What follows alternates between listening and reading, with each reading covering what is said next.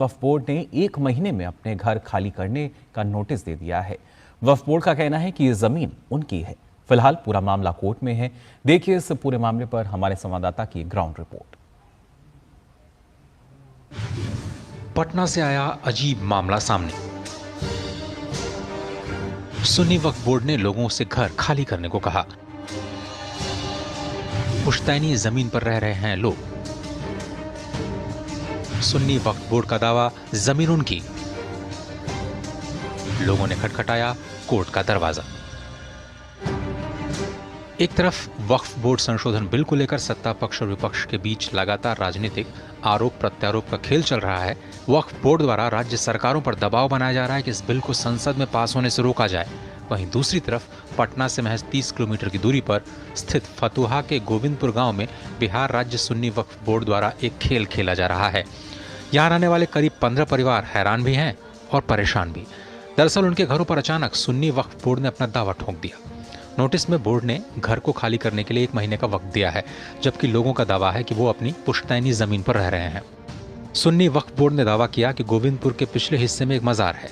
उस मजार से शुरू होकर आसपास की पूरी जमीन कब्रिस्तान की है, जबकि गांव के लोगों का कहना है कि यहाँ पहले कभी कब्रिस्तान रहा ही नहीं। अगर कब्रिस्तान होता तो कोई घर क्यों बनता। हम लोग हाई कोर्ट की तरफ गए और वहाँ हम लोग को राहत मिला है, लेकिन फिर भी वह बोर्ड गाड़े हुए हैं ज़बरदस्ती अपना। हम लोग को उसमें खाता खेसरा लिखे हुए ज़मीन का, और ज़बरदस्ती हर तरह से ज़बरदस्ती करता है और नहीं हटा रहा है बोर्ड अभी तक।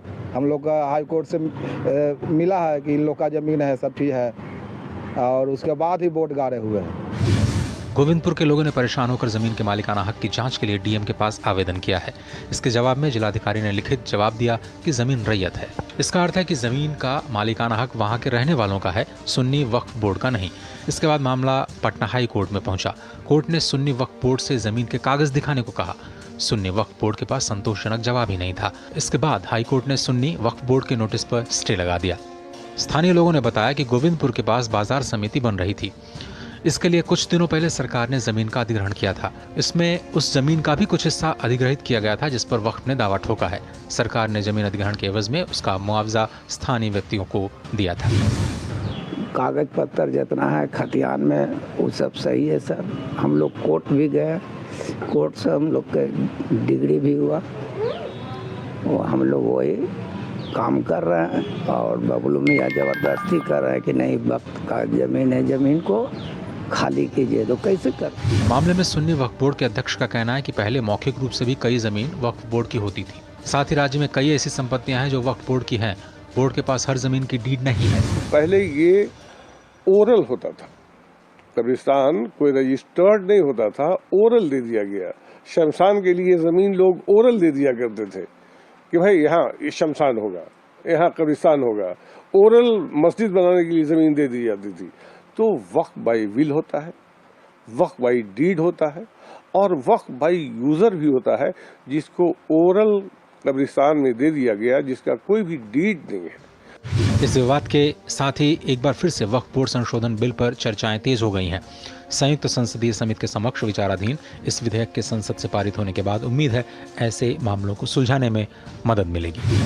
गांव वालों ने जमीन के मालिकाना हक की जानकारी के लिए डीएम के पास आवेदन किया था। डीएम ने लिखित रूप में बताया है कि ये जमीन रैयती है। इसका मतलब है कि वक्फ बोर्ड का इस पर कोई अधिकार नहीं है। बिहार के कई कोर्ट में ऐसे मामले चल रहे हैं जिसमें जमीन पर वक्फ बोर्ड ने अपना दावा ठोका है, लेकिन कोर्ट में कोई दस्तावेज पेश नहीं कर पाता है। वक्फ बोर्ड ये कोर्ट को नहीं बता पाता है कि उसके पास जमीन कैसे आई है। ऐसा ही ये मामला फतुहा का भी है। डीडी न्यूज़ के लिए पटना से जय कुमार के साथ मधुरेश नारायण।